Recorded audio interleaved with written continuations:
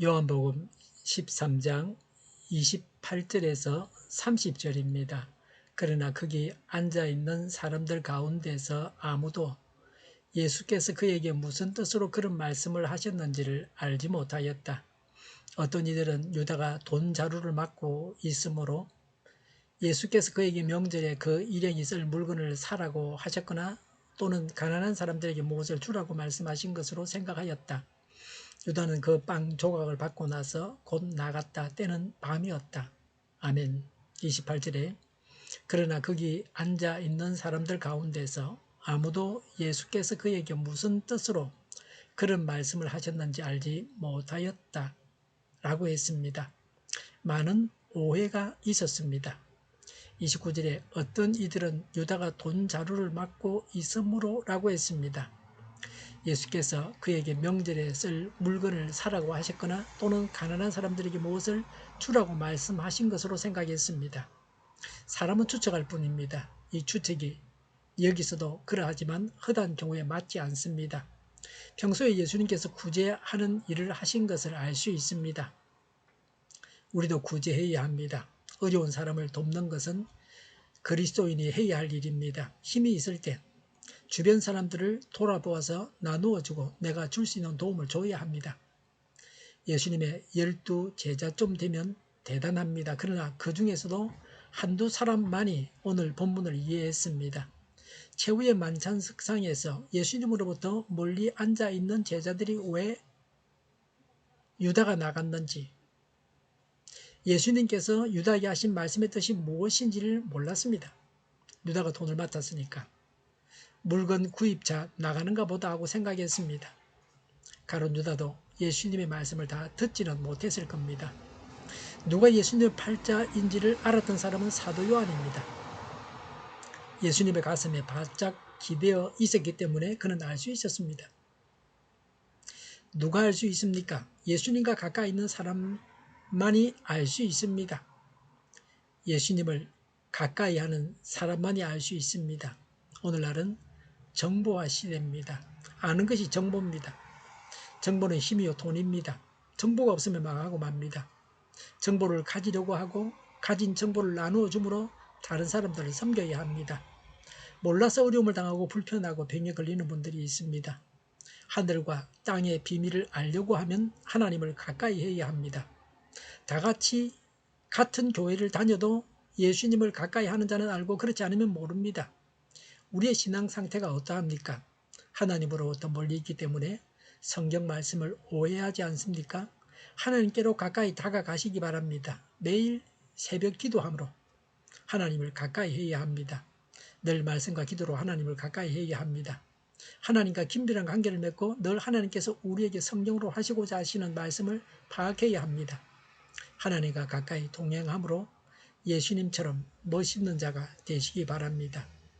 배신자를 알아내는데 베드로의 협력이 있었습니다. 요한은 베드로의 요청을 따라서 그와 같이 했습니다. 서로 협력해서 힘을 합쳐서 하나님의 일을 해야 합니다. 베드로와 요한은 말하지 않아도 고개짓을해서 의사소통을 할 만큼 가깝고 마음이 통하는 사이였습니다. 남과 소통하는 것이 중요한 능력입니다. 이런 관계에서 협력이 일을 이루어내게 합니다. 유다의 운명에 대해서 말합니다. 30절에 유다는 그 빵 조각을 받고 나서 곧 나갔습니다. 때는 밤이었습니다. 그가 나간 시간은 밤이었습니다.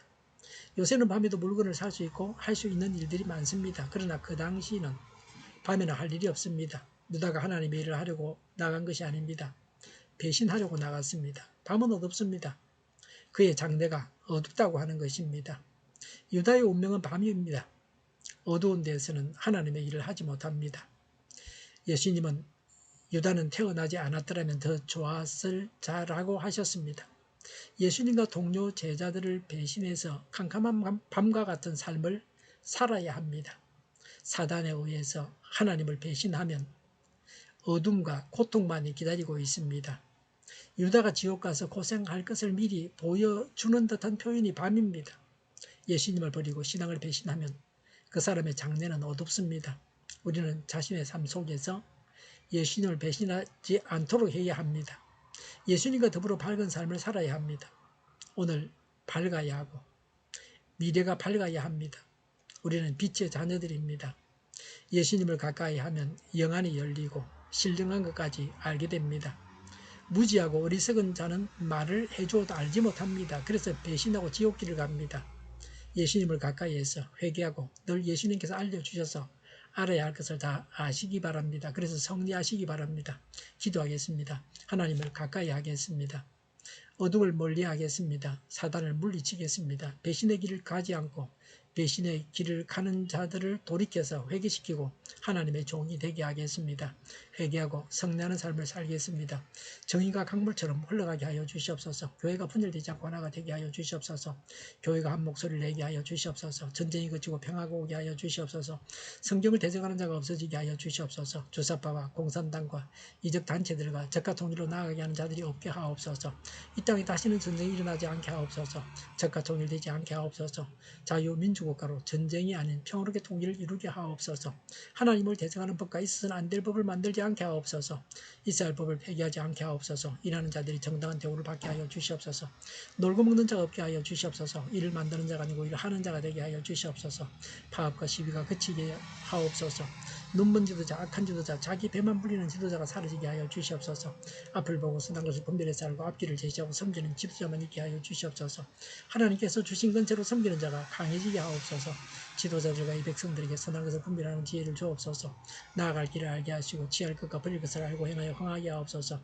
적절한 때에 고칠 것을 고치게 하옵소서. 업무방해가 없게 하시고 업무에 충실하게 하옵소서.